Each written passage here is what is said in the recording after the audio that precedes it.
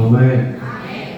దేవుడి ఇచ్చిన ప్రత్యేకమైన సమయం నేను స్తుతిస్తా ఉన్నాను. అలానే దేవుడి దాసులు కుటుంబానికి, దేవుడి సేవకురాలు అమూల్య గారికి ప్రత్యేకమైన వందనాలు. మనంతా అలానే బాబుజీ గారికి ప్రత్యేకమైన వందనాలు తెలియజేస్తున్నాను. చేరవచ్చిన మీ అందరికీ వందనాలు. మరణాత క్రిస్మస్ శుభాకాంక్షలు కూడా తెలియజేస్తున్నాను. అందరికీ నూతన సంవత్సర క్రిస్మస్ శుభాకాంక్షలు. దేవుడు మనందరూ దీవించును గాక. ఆమేన్. మంచిది. మీ ఆశలు వేరే చోట ఎలాగైతే పండుగను ముగించుకుని వచ్చారో, నేను వేరే చోట కూడా వెళ్ళి అక్కడ వాక్య పరిచర్య చేసి మరలా ఈ ప్రాంతంలోనికి, ఈ మందిరంలోనికి రావడానికి దేవుడు కృప చూపించాడు. అందుని బట్టి నేను ప్రభువుని ఎంతగానో స్తుతిస్తా ఉన్నాను. మంచిది. ప్రత్యేకమైన సమయంలో దేవుడి వాక్యాన్ని తెలుసుకున్నాం. ఎంతమంది ఉన్నారు దేవుని వాక్యం వినడానికి ఇంట్రెస్ట్ కలిగిన వాళ్ళు? హల్లెలూయా. నా పేరు ఎలీషా. పాలకొల్లు, అగర్పాలెం ప్రాంతాలలో దేవుని యొక్క పరిచర్యను నేను జరిగిస్తా ఉన్నాను. నా కొరకు ప్రార్థన చేయండి. కొద్ది నిమిషాలు దేవుని వాక్యాన్ని మనం ధ్యానం చేసుకుందాము. మనమందరము ఏ ఆరాధనలో ఉన్నామండి? ఏ ఆరాధన? క్రిస్మస్ ఆరాధనలో మనం ఉన్నాము.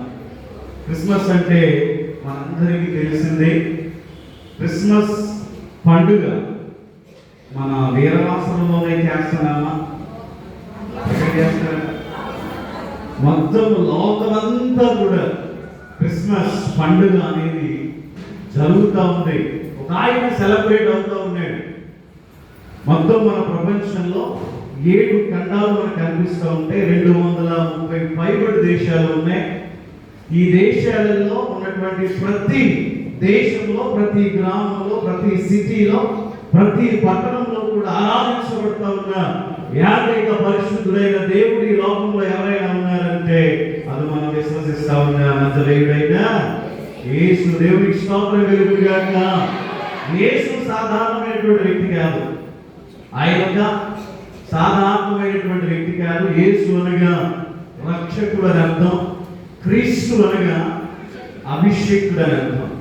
అంటే రక్షించడానికి అభిషేకించబడినటువంటి వ్యక్తిగా మన మానవులైన మనందరినీ కూడా రక్షించడానికి యేసయ్య ఈ లోకంలోనికి వచ్చాడు. దేవుడికి స్తోత్రం కలుగును గాక.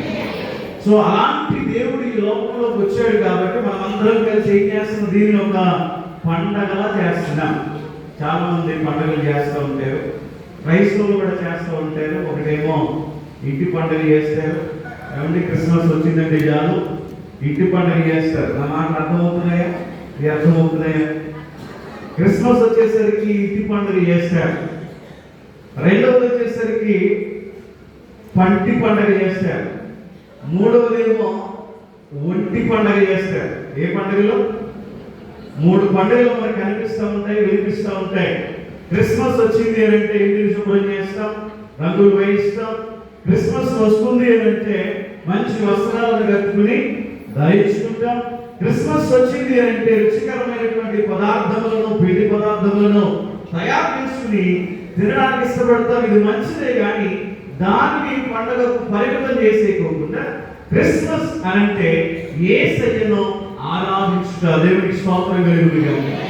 క్రైస్ట్ అనగా క్రీస్తు అని, మాస్ అనగా ఆరాధన అని. అంటే యేసయ్యను మనము ఆరాధన చేసేదే క్రిస్మస్ పండుగ. దేవునికి స్తోత్రం కలుగును గాక. మనందరం కలిసి యేసయ్యను ఆరాధన చేసుకున్నాము. దేవుడు ఈ లోకంలోనికి వచ్చాడని. ఒక బైక్ పాడైపోయింది అనుకోండి. పాడైనటువంటి బైక్ రిపేర్ చేయించడానికి ఆ రిపేర్ చేయగలిగిన వ్యక్తి దగ్గరికే ఆ బైక్ తీసుకుని వెళ్తాం. ఏదైనా ఒక ఫ్రిడ్జ్ ఖరాబ్ అయింది అంటే, పాడైంది అంటే దాన్ని రిపేర్ చేయగలిగిన వ్యక్తి దగ్గరికే దాన్ని మనం తీసుకుని వెళ్తాం. అతను చేయగలడు.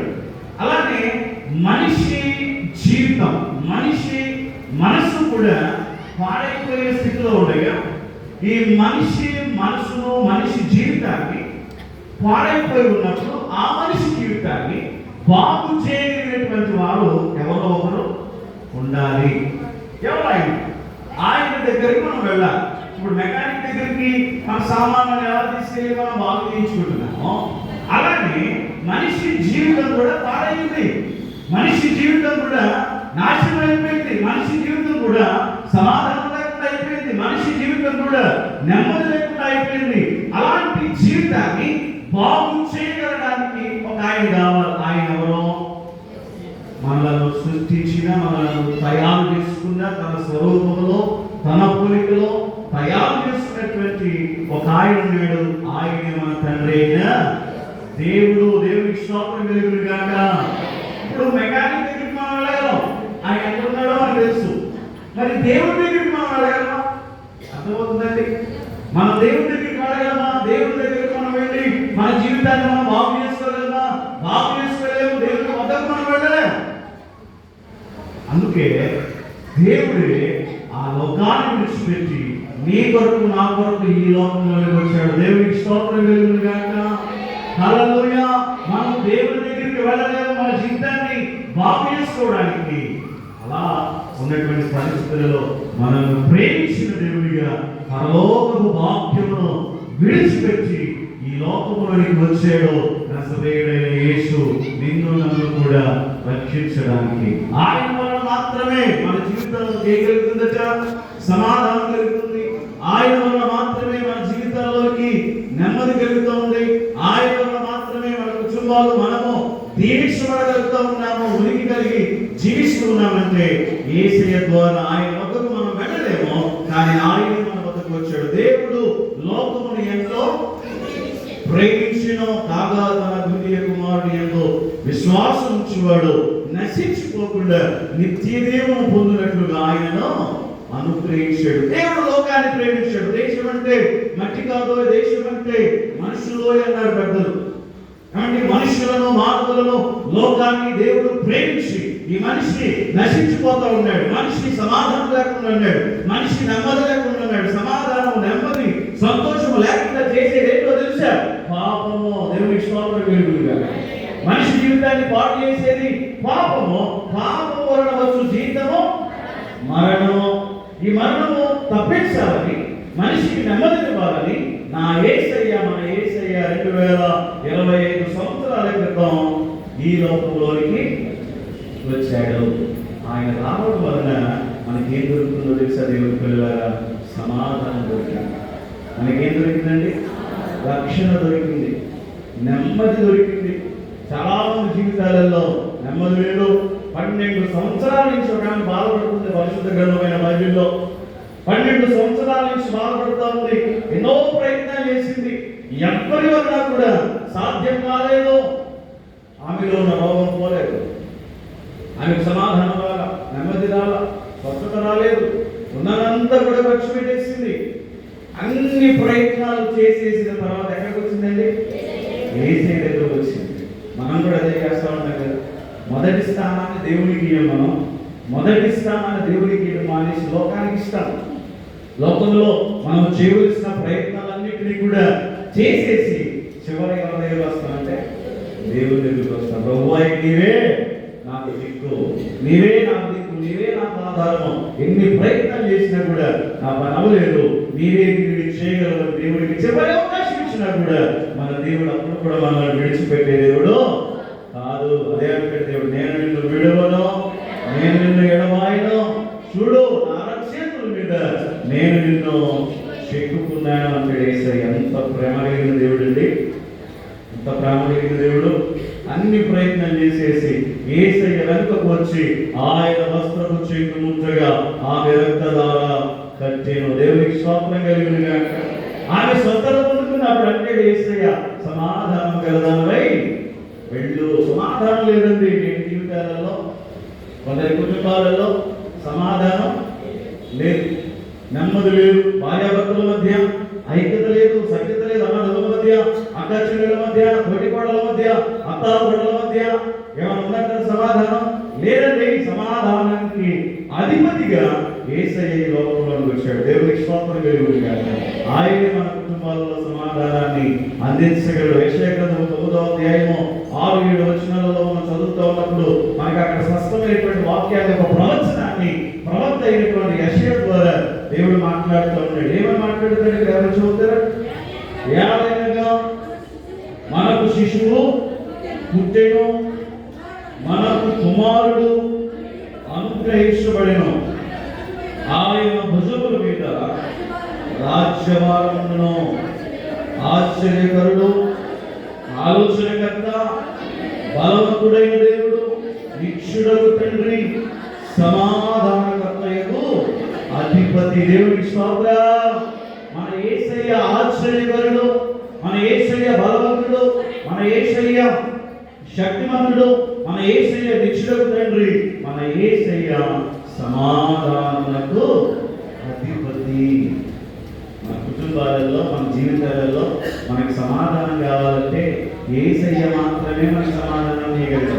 యేసు ప్రభు వారు ఈ భూమి మీద 33.5 సంవత్సరాలు బ్రతుకున్నప్పుడు ఆయన పరిచర్య చేసుకున్న సందర్భంలో ఎవరు ఎదురు పడినా కానీ ఆయన చెప్పే మాట ఏంటో తెలుసా? షలోమ్ అని చెప్పేవాడంట. ఏమని చెప్పేవాడండి? షలోమ్, మీకు సమాధానము కలుగునుగా. మీ పక్క వాళ్ళు చెప్పండి, చేయించి మీకు సమాధానం కలుగునుగా చెప్తారా? చెప్పండి అమ్మా, మీ పక్క వాళ్ళు చెప్పండి, మీకు సమాధానం కలుగునుగాక, దేవుడు మీ కుటుంబాన్ని సంవత్సరంలో దీవించునుగాక అని మనం చెప్పగలిగారు. మన పక్క వారిని మనం ప్రేమించడం, మన పక్క వారికి మనం చేయగలిగే ఎందుకు సందర్భాలు కూర్చున్నారట, పక్క వారికి కూర్చున్నారట. పాస్టర్ గారేమో మీ పక్క వారికి చేయగలిగి ఇచ్చి దేవుడు నిన్ను దీవించునుగాక అని చెప్పమ్మా అని పాస్టర్ గారు చెబుతుంటే ఇవి చేయట్లేదట. చేయబట్టలేదండి. ఇవిడ ఎందుకు ఇవ్వట్లేదు? అత్తాపడలు కాబట్టి మీకు అందరికి బాగా తెలిసేది. ఏమంటే ప్రపంచ యుద్ధాన్ని ఆపగలమేమో కానీ అత్తాకోడళ్ళ యుద్ధాన్ని మాత్రం ఆపలేము. కానీ క్రైస్తవ కుటుంబాలలో ఉండొద్దని దేవుని సేవకుడిగా తెలియజేస్తూ ఉన్నాడు. దేవుడి పిల్లలారా గమనించండి, మన తండ్రి అయిన దేవుడు సమాధానకర్త. ఆ సమాధానములకు ఆయన అధిపతి. ఒకవేళ పాటలుగా ఉన్నాడేమో, నీ అత్తగారిని ప్రేమించు, సమాధానపడు. ఒకవేళ అత్తగారిగా ఉన్నాడేమో, నీ కోడని ప్రేమించు, సమాధానపడు. సమాధానం ఇవ్వడానికి నా యేసయ్య ఈ లోకంలోకి వచ్చాడు. అలాంటి శ్రేష్టమైన దేవుడిని ఆరాధిస్తున్న మన కుటుంబాలలో సమాధానం లేకపోతే ఎలాంటి? క్రిస్మస్ ఆరాధనలలో నక్షత్రాలు కనిపిస్తాయి, క్రిస్మస్ రాత్రి కనిపిస్తాడు, ఏమండి పశువుల పాటలు కూడా కనిపిస్తాయి, చిన్న చిన్న బొమ్మలు కూడా అక్కడ పెడతారు. బాలయేసు అని చెప్పి ఒక బొమ్మను కూడా అక్కడ పెడతారు. ఒక రూపం, ఒక సాదృశ్యంగా దీన్ని చూపించడం కొరకు వాటిని ఏర్పాటు చేసుకున్నారు తప్ప ఏదో లోకానుసారమైనటువంటి పనులు చేయాలనేటువంటి ఉద్దేశంతో కానీ ఆ దేవునికి స్తోత్రం కలుగునుగా. గమనించండి, ఏలైనగా మనకు శిశువు పుట్టెను, మనకు కుమారుడు అనుగ్రహించబడను, ఆయన భుజముల మీద ఏ భారం ఉంటుంది? రాజ్యభారము అంటాడు. ఆయన పాపులను రక్షించడానికి ఈ లోకంలోనికి క్రీస్తు యేసు వచ్చాడు. ఆయన భుజాల మీద భయంకరమైన సిలువ పడింది చూశారు. ఆ సిలువ మన పాపములకు సాదృశ్యం. మన పాపములన్నిటినీ కూడా మనం తీయగలమంటారు. మన శాపాన్ని మనం తీయగలమంటారు. ఏం చేస్తే మన పాపం పోతుందంటే ఎప్పుడైనా ఆలోచించారు? ఏం చేస్తే మన పాపం పోతుంది? కొన్ని దానాలు చేస్తూ ఉంటాయి. దేవునికి స్తోత్రం కలుగునుగా. ఏది చేసినది మంచి పని, ఇతరులకు ఉపయోగపడే పని మనం చేసుకున్నాం తప్ప మనలో ఉన్న పాపాన్ని మన పైన ఏడుగురు చేస్తూ ఉన్న శాపాన్ని మనముగా తీసుకోలేము. ఎవరు తీయగలట? యేసయ్య మాత్రమే ఆ పాపాన్ని తీయగలడు. దేవునికి స్తోత్రం కలుగునుగా. సో ఆయన భుజముల మీద పాపము, ఇలా చూడండి, పాపము అనే భారాన్ని ఆయన భుజాల మీద వేసుకుని మనందరికీ ఏం కలిగించిందంటే విడుదల, విమోచన. దేవునికి స్తోత్రం కలుగునుగా. హల్లెలూయా, హల్లెలూయా. వింటున్నారా వాక్యాన్ని? వింటున్నారా? ముగించమంటారా? ఎంత కాన్సన్ట్రేషన్ పక్కకి వెళ్ళిపోతుంది. నాకున్న అలవాటు ఏంటంటే ఎవరు కాన్సన్ట్రేషన్ ఇవ్వలేకపోయినా దేవుని ఆత్మాభిషేకం కలిగి ముందుకు పెడతా ఉన్నప్పుడు వినకపోతే ఆశ్చర్యపడతారు. ఆత్మను ఆత్మకూడైన దేవుని వాక్యం ఉంది కదా, అవునంటే కదా. రిప్లై రాకపోతే సప్లై ఉండదు.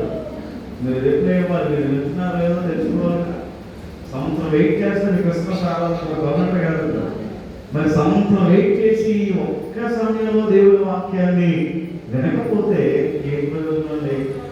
అత్తపడాలని చెప్పిన మంచి కట్టలేదు, చివరికి అదే చేసుకుంటాం. దేవుడికి స్తోత్రం కలుగునుగా. హల్లెలూయా.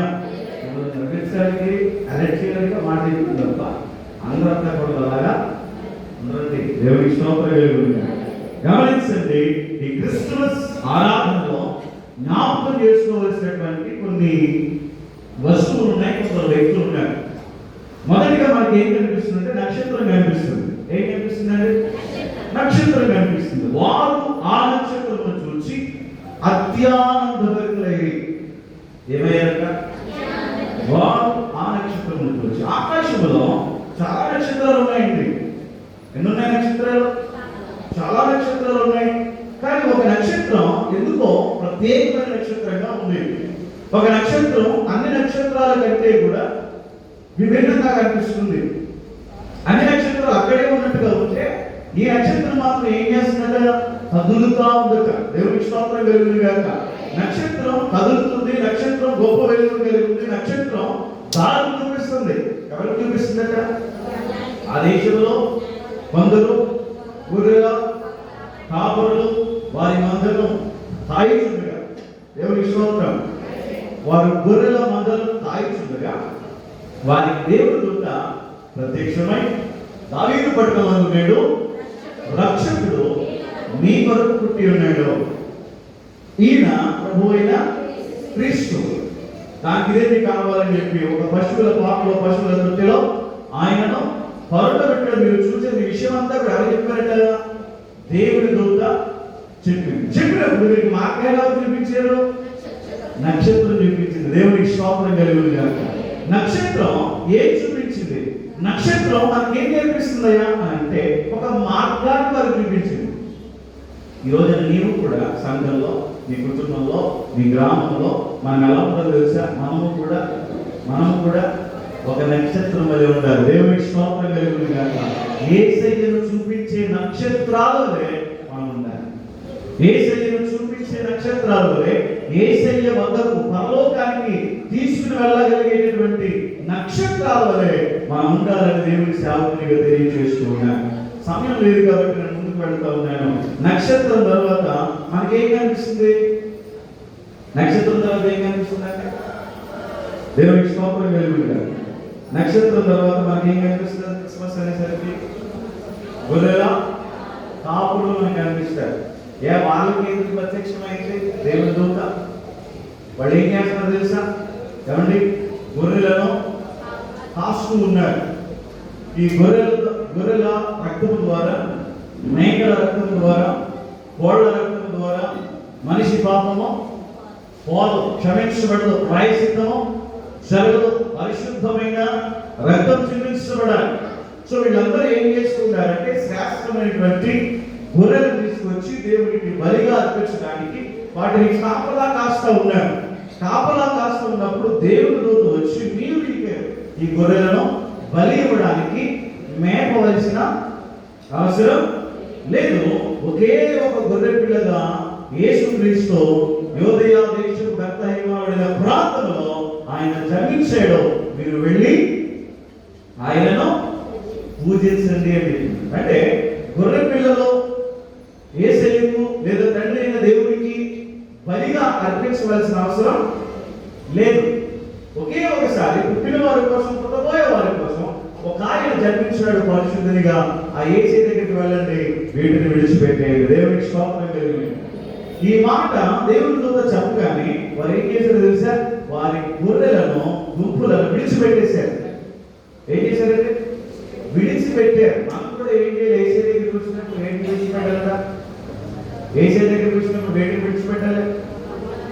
లోకాశలను మనం విడిచిపెట్టాలి. శరీరాశ, నేత్రాశ, శివగుడము, వీటిని విడిచిపెట్టి మనం యేసయ్య దగ్గరకు వెళ్ళాలి. ఆడే వెళ్ళాలి గొర్రెల కాపురులు. దేవుడికి స్తోత్రం కలుగును గాక. అలాంటి గొర్రెల కాపురులు కలిగి ఉన్న స్వభావమును మనము కూడా కలిగి ఉండాలి. దేవుడి సేవకునిగా మీకు ఈ మాటలు తెలియజేస్తున్నాను. దేవుడికి స్తోత్రం కలుగును గాక. హల్లెలూయా. గమనించండి, గొర్రెల కాపరులు నక్షత్రాన్ని చూసి మనం కొన్ని విషయాలు నేర్చుకున్నాం కదా. అలానే ఆ యొక్క ప్రత్యేకమైన సమయంలో జ్ఞానులు మనకు కనిపిస్తారు. కాబట్టి తూర్పు దేశపు జ్ఞానులు మనకు కనిపిస్తారు. జ్ఞానం లేని అంటారు నక్షత్రం కనబడించడానికి. ఈ మధ్య కాలంలో MA, BEd, PhD, DD, doctorate ఇవన్నీ చేసేస్తేనే ఏమండి భూమి మీద నిలబడరు. ఎక్కడ నిలబడరు? భూమి మీద నిలబడరు. మంచిదే, చదువుకోవడం గొప్ప, మంచిదే. కానీ మీరు ఎలాంటి వాళ్ళంటే జ్ఞానులుగా పిలువబడుతున్నారు. దేవుడి పిల్లల శ్రద్ధగా దేవుడి మాటలు నేర్చుకుందాం. వీరు జ్ఞానులుగా పిలువబడుతూ ఉన్నారు. జ్ఞానం కలిగినటువంటి వ్యక్తులు మహారాజులకు కూడా సలహాలు, సూచనలు ఇయ్యగలిగినటువంటి జ్ఞానం కలిగినటువంటి తూర్పు దేశపు జ్ఞానులు ఎవరిని వెంబడిస్తున్నారట? నక్షత్రమును వెంబడిస్తూ ఉన్నారు. అలా వెంబడిస్తూ ఎక్కడికి వెళ్ళారు? హేరోదు రాజుగారి దగ్గరికి వెళ్ళారట. దేవునికి స్తోత్రం కలుగును గాక. ఈ మాటలన్నీ చూపించడానికి సమయం లేదు, ముందుకు వెళ్ళిపోతున్నాను. మత్తయి సువార్తలో ఈ మాటలన్నీ కూడా దేవుడు రాయించాడు. హేరోదు రాజుగారి దగ్గరికి జ్ఞానులు వెళ్ళినప్పుడు ఆయన అద్భుతమైనటువంటి మాట అక్కడ రాయబడింది. మత్తయి సువార్త 2వ అధ్యాయము, మత్తయి సువార్త 2వ అధ్యాయము మొదటి నుంచి. రాజైన హేరోదు దినములందు యూదయ దేశము బెత్లెహేములో యేసు పుట్టిన పిమ్మట ఇదిగో తూర్పు దేశపు జ్ఞానులు యెరూషలేమునకు వచ్చి యూదుల రాజుగా పుట్టిన వాడు ఎక్కడున్నాడో తూర్పు దిక్కున మేము ఆయన నక్షత్రము చూచి ఆయనను పూజింపవచ్చితమని చెప్పారు. దేవునికి స్తోత్రం కలుగును గాక. ఎవరంటే యేసు ప్రభు యూదులకు రాజు. యూదులకు రాజుగా పుట్టినవాడు ఎక్కడా అని ఆల్రెడీ రాజుగా ఉన్న వారి దగ్గరికి వచ్చి మాట్లాడుతున్నారు.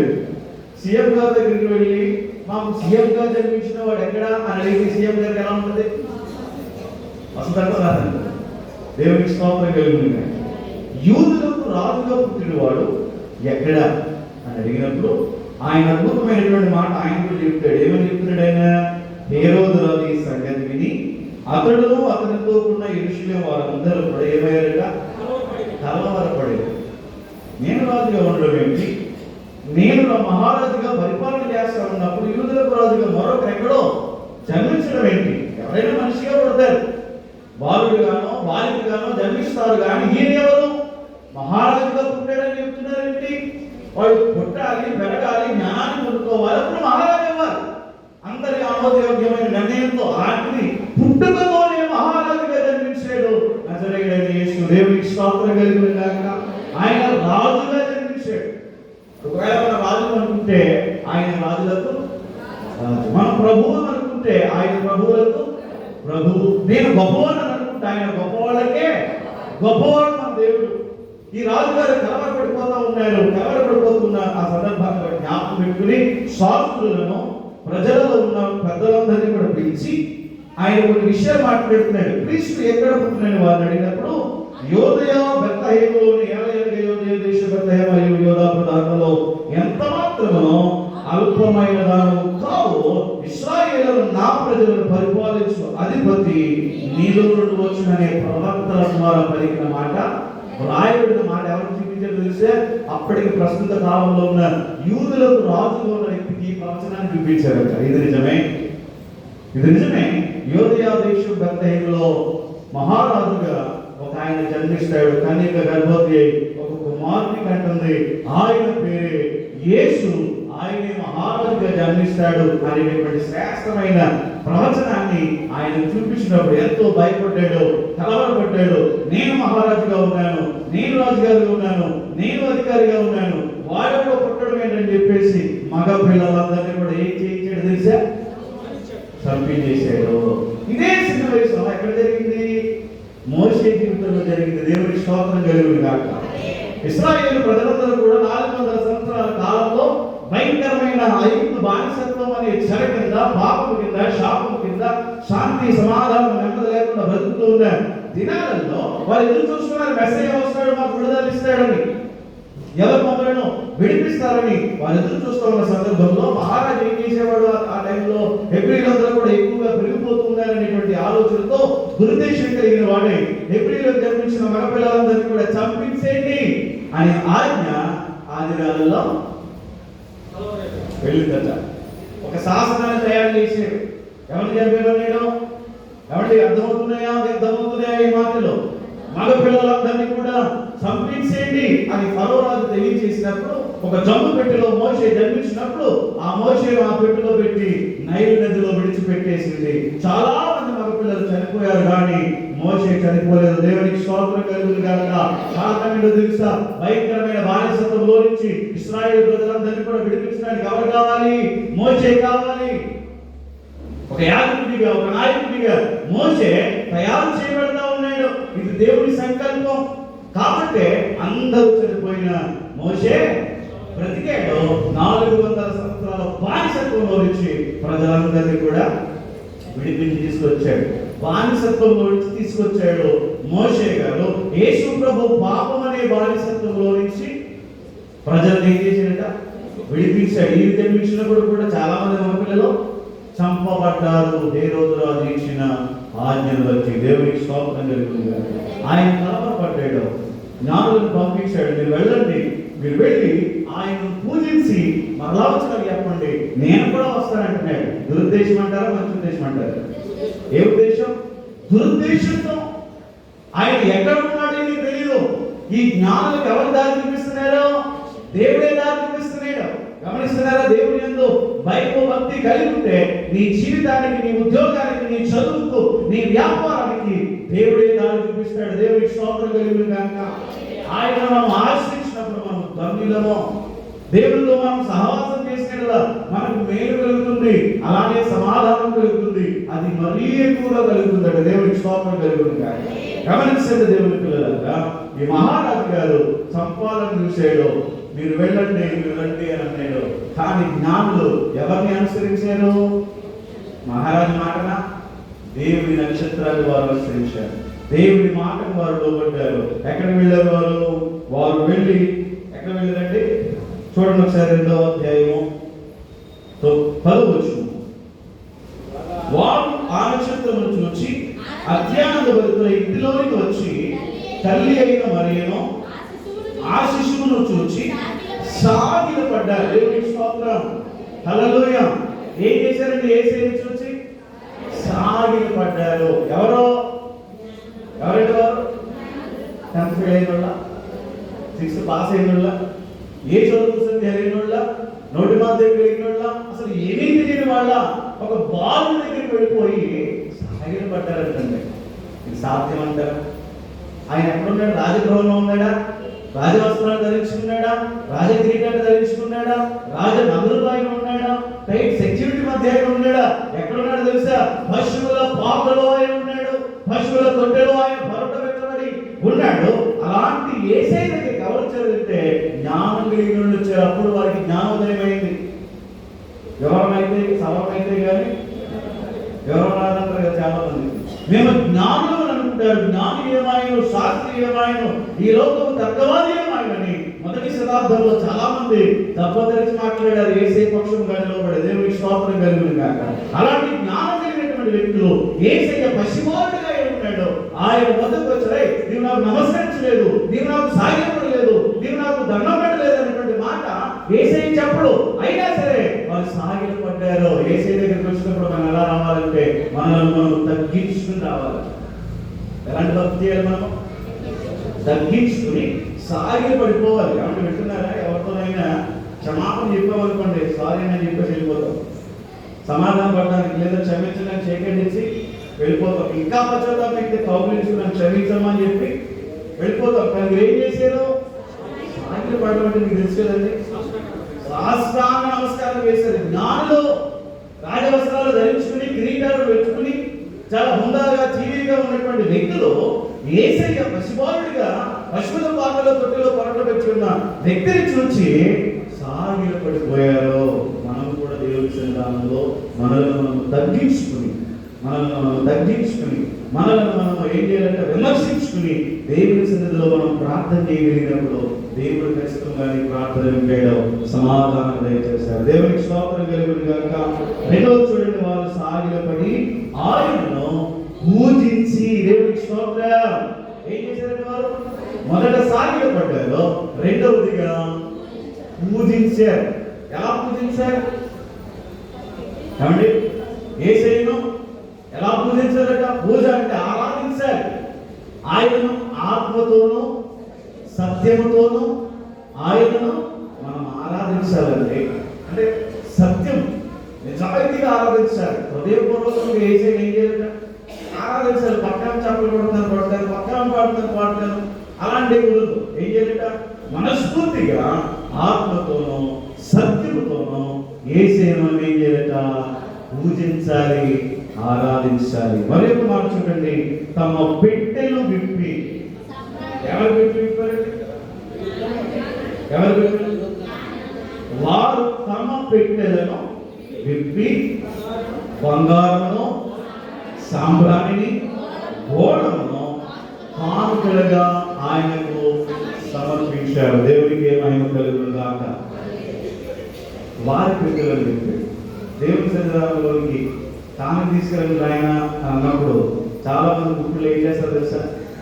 ఏం చేస్తారు? ఇట్లా బిగించేస్తారు. కానీ మహారాజు మీరు ఏం చేశారు తెలుసా? వారు తమ పెట్టెలను విప్పారు. వేరే వాళ్ళ పెట్టెలను విప్పలేదు. వేరే వాళ్ళ పెట్టెలను విప్పితే దేవుడు వారి పెట్టెలను విప్పుతాడు తప్ప మన పెట్టెలను నింపడం. మన పెట్టెలు నింపబడాలంటే మన పెట్టెలనే మనం విప్పాలి. మన హృదయం సమాధానంతో నింపబడాలంటే మన హృదయంలోనే యేసయ్యకు చోటు ఇవ్వాలి. దేవునికి స్తోత్రం కలుగును గాక. హల్లెలూయా. వారు తమ పెట్టెలను విప్పి బంగారమును సాంబ్రాణిని గోడను ఆయనకు కానుకలుగా అర్పించింది. ఎంతమంది బంగారం తెచ్చారు యేసయ్య కానుకిద్దామని? ఎంతమంది గోడలు తెచ్చారు యేసయ్య కానుకిద్దామని?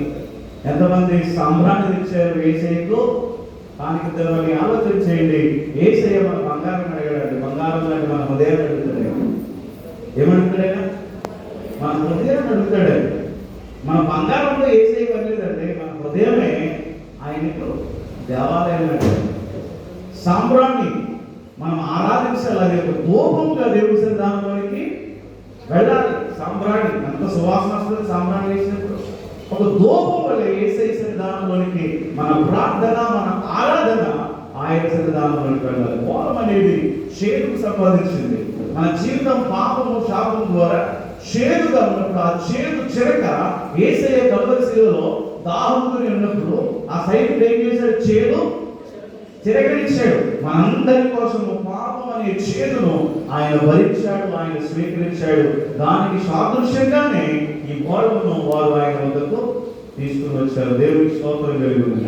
జ్ఞానులే యేసయ్య దగ్గర సాగిలపడి నమస్కారం చేస్తే, ఇంకా మనం యేసయ్య దగ్గర మనం తగ్గించుకోకపోతే, ఇంకా మనం రక్షణ లేకుండా, మార్మనసు లేకుండా, బాప్తిస్మం లేకుండా, లోకంలో నుంచి ప్రత్యేకించబడినటువంటి క్రైస్తవులకు జీవించకుండా ఉంటే కనుక ఖచ్చితంగా దేవుని ఆశీర్వాదం మనం పొందలేము. మనం వల్ల లోకంలో నుంచి ప్రత్యేకించబడాలి.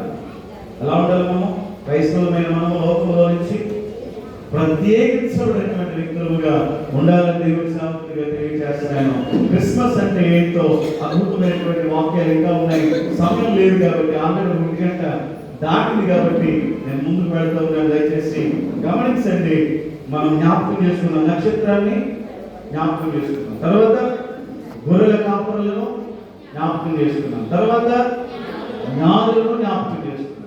తర్వాత మనకు అక్కడ ఏం కనిపిస్తుందంటే పశువుల పాక కనిపిస్తుంది. ఏం కనిపిస్తుందంటే పశువుల పాక. పశువుల పాకాలు మరియమ్మ గర్భాన, పశువుల పాకాలు మరియమ్మ గర్భాన, ప్రభు యేసు జన్మించి తోరలో యేసయ్య పాపుల కొరకై వచ్చెను, తోరలో యేసయ్య. పశువుల పాకాలు మరియమ్మ గర్భాన, పశువుల పాకాలు మరియమ్మ గర్భాన, ప్రభు యేసు జన్మించి తోరలో యేసయ్య పాపుల కొరకై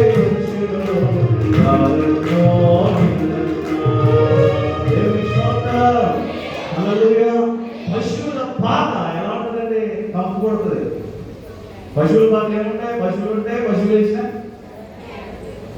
కంటుంటుంది. కానీ ఆ పశువుల పాకలకు ఏమొచ్చినాయి? జ్ఞానం వచ్చారు. ఆ పశువుల పాకలకు ఏమొచ్చింది? బంగారం వచ్చింది. ఆ పశువుల పాకలకు ఏమొచ్చింది? గోడ వచ్చింది, సామ్రాజ్యం వచ్చింది. ఇవన్నీ రావడానికి కారణం ఎవరో? రక్షకుడు సజీవుడైన యేసయ్య ఆ పశువుల పాకలో తొట్టెలో పండుకొని ఉన్నాడు. కాబట్టి ఆ పశువుల పాకంతా కూడా ఒకప్పుడు చీకటితో ఉంది, కంపుతో ఉంది, వ్యర్థమైన వాసనతో ఉంది. కానీ ఇప్పుడు ఆ పశువుల పాక ఏమైందంటే సువాసన జరుగుతుంది. దేవునికి స్తోత్రం కలుగుతుంది కనుక ఒకప్పుడు మన జీవితం కప్పు కొట్టే జీవితం, ఒకప్పుడు మన జీవితము ఎవరు ఇష్టపడలేనటువంటి జీవితం. ఎప్పుడైతే యేసయ్య మన హృదయంలోకి వచ్చాడో, ఎప్పుడైతే యేసయ్య మన ఇంటిలోకి వచ్చాడో, ఎప్పుడైతే యేసయ్య మన కుటుంబ వ్యవస్థలోకి వచ్చాడో, మన ఇంటి పరిస్థితి, మన ఒంటి పరిస్థితి, మన కుటుంబ పరిస్థితి మారిపోయింది. నిజమేనంటారా? చాలా మంది నిజమే పెడతారు. ఈ ఇంటికి ఎవరు వచ్చారట? ఈ గృహములకు యేసుక్రీస్తే అధిపతి అంటారు. వాస్తవానికి ఇంటికైనా కుటుంబానికైనా అధిపతి కావాలంటే స్త్రీలే. దేవునికి స్తోత్రం కలుగుతుంది కాక. భార్య మాట నెగ్గదు, అక్కడ భర్త మాట నెగ్గదు. మరి ఎందుకు పోటు? ఇంటికి అధిపతి నా భార్య పెట్టుకుంటే పెట్టలేము. దేవునికి స్తోత్రం కలుగుతుంది కాక. ఏమంటే మాట వినిస్తారా భార్యలు? గమనించండి, జ్ఞానవంతుల శరీరంలో పట్టుకుంటుంది. మరి 3 రోజులు ఏం చేస్తుంది? లాగేస్తుంది. భర్త మీద అలుగుతుంది, లాగేస్తుంది, చదువుతుంది, కొనుక్కుంటుంది. ఏం చేస్తుంది? నా ఇంటికి నేను మహారాణిగా ఉండాలి, నా భర్త ఏమో నా ఇంటిలో బానిసగా ఉండాలి. బానిస భార్య ఏమవుతుంది? మహారాణి అవుతుందా? అర్థమవుతుందా? బానిస భార్య ఏమవుతుంది? మహారాణి కాదు. కానీ మహారాజు భార్య మహారాణి అవుతుంది. దేవునికి స్తోత్రం కలుగును గాక.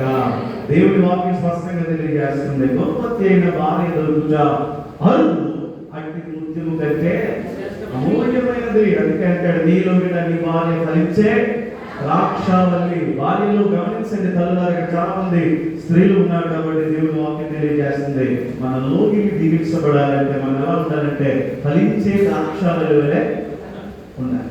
ఇప్పుడు ద్రాక్షాతిగా ఫలించాలంటే ఏం చేయాలట? ఆ వేరు భూమిలో నాటబడితే ఉంటాడు. మనం ద్రాక్ష తీగగా ఉన్న నిజమైన ద్రాక్షాలు యేసయ్య. మన కుటుంబాలు కూడా ఫలించాలంటే నిజమైన ద్రాక్ష తీగైనటువంటి యేసయ్య చేత మనం అంటు కట్టబడిన వారే ఉండాలి. Intimate relationship with Jesus. యేసయ్యతో అత్యంత సన్నిహితమైన చక్కటి సహవాస సంబంధాన్ని కలిగి ఉండాలి. ఇదే నిజమైన క్రిస్మస్. దేవునికి స్తోత్రం కలుగును గాక. హల్లెలూయా.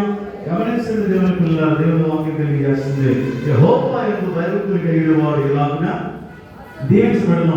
127వ కీర్తన, 128వ కీర్తన మీరు చదువుకున్నప్పుడు అద్భుతమైన కుటుంబ వ్యవస్థ గురించి దేవుడు అక్కడ రాయించాడు. గమనించండి, స్త్రీలలో నీవు ఆశీర్వదించబడిన దానవు. ఎవరంట? స్త్రీలలో ఆశీర్వదించబడిన దానం. చాలా మంది స్త్రీలు ఉన్నారు, చాలా మంది కన్యకలు ఉన్నారు. ఎవరో ఆమె దీవించబడింది. ఎవరమ్మే? ఎవరండి? నేను ముగిస్తాను 10 నిమిషాల్లో. స్త్రీలలో నీవు దీవించబడిన వ్యక్తి, నీవు ధన్యురాలివి అని చెప్తుంది.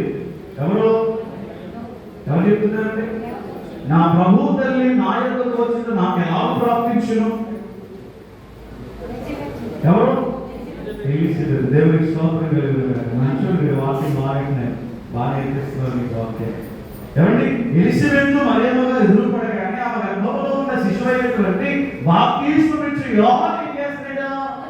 గంతు వేస్తున్నాడు. కారణం ఏంటంటే, నా ప్రభు తల్లి నా యొద్దకు వచ్చింది. ఎందుకు? ఆమె అంతగా దీవించబడింది. స్త్రీ అందరిలో కూడా ఆమె ఆశీర్వదించబడింది. ఆమె ధన్యురాలిగా పిలువబడింది.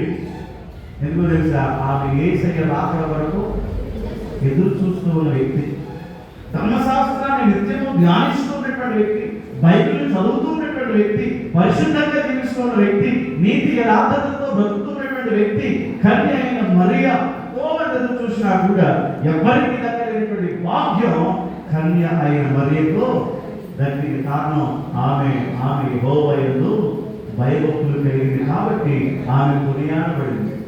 మనం కొనియాడబడాలనుకుంటాం. ఎప్పుడు కొనియాడబడతామో తెలుసా? దేవుని యందు మనము భయాన్ని భక్తిని కలిగి జీవిస్తే మనము కొనియాడబడతాం. అందుకే దేవుడు అంటే దేవుడు పోతే చెప్తుంది, స్త్రీలలో నీవు ఆశీర్వదించబడి. ఇశ్రాయేలీయుల ప్రజలందరినీ కూడా ఏటువంటి రాజు నీలో నుంచి బయటకు రాబోతా ఉన్నాడు. పరిశుద్ధుడిగా ఆయన జన్మించబోతా ఉన్నాడు. స్త్రీలు జ్ఞాపకం పెట్టుకోండి, ఎలా ఉంటుందో తెలుసా?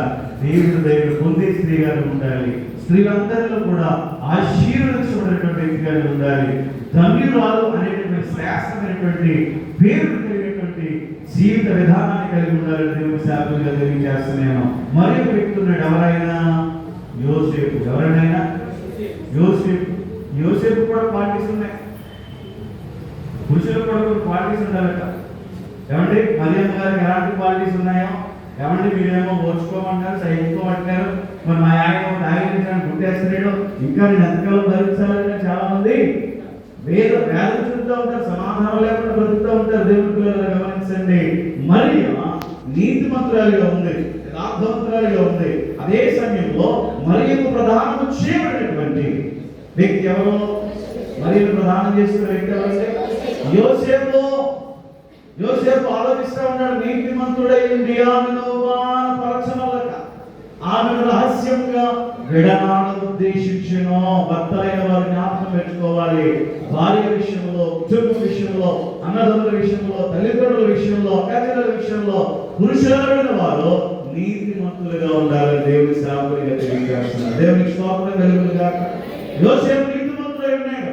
ప్రధానం చేయబడినటువంటి మరియ గర్భవతిగా ఉంది. ఈ విషయాన్ని ఎవరో చెప్తున్నారు, దేవుడితో చెప్తుంది. ఏమి చేయలేని పరిస్థితి. దేవుడిని పెళ్లి చేసుకోవాలనుకున్న వ్యక్తి ఏమైంది?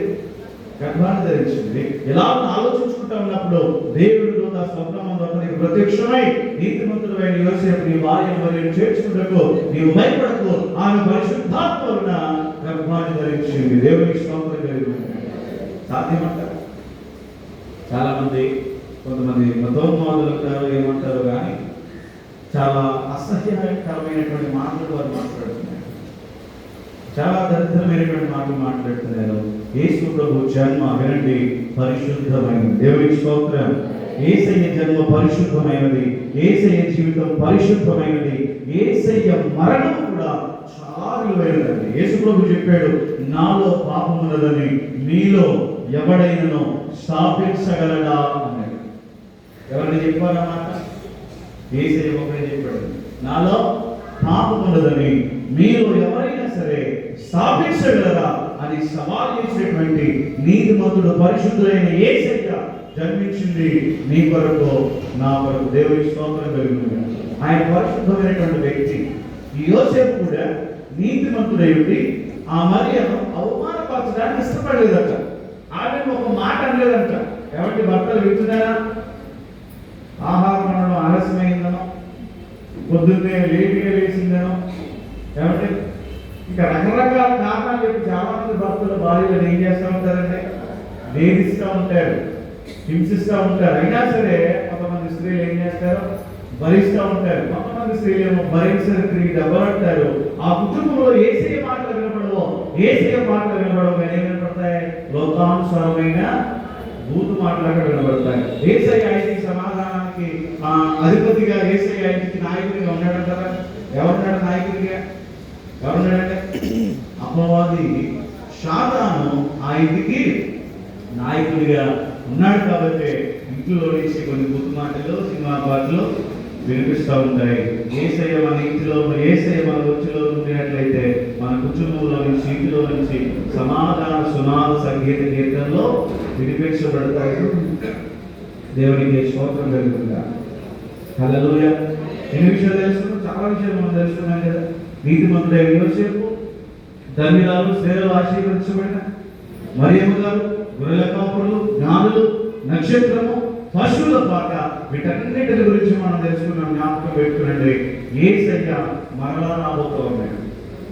ఈ మాట ముగించేస్తాం. యేసయ్య మనదేమో ఎలా వచ్చాడు? ప్రేమ కలిగిన వ్యక్తిగా మరణించడానికి ఆయన వచ్చాడు, మనం ప్రేమించే దేవుడికి. రెండవసారి ఆయన మరలా రాబోతూ ఉన్నాడు. మనం ఎలా ఉండాలంటే సిద్ధపాటు కలిగి ఉండాలి. పరిశుద్ధమైన జీవితాన్ని, నీతి, యథార్థత, భక్తి, విశ్వాసంలో మనం నిత్యం అభివృద్ధి చెంది దేవుడు వచ్చినప్పుడు ఆయనను ఎదుర్కొనే సిద్ధపాటు కలిగిన కన్యకలను పోలిన వారమై ఉండాలని తెలియజేస్తూ ఈ నా మాటలు ముగిస్తున్నాను. దేవుడు మనందరినీ దీవించును గాక. ఆమేన్. థాంక్యూ. అందరికీ సమయం తీసుకుంటే క్షమించండి.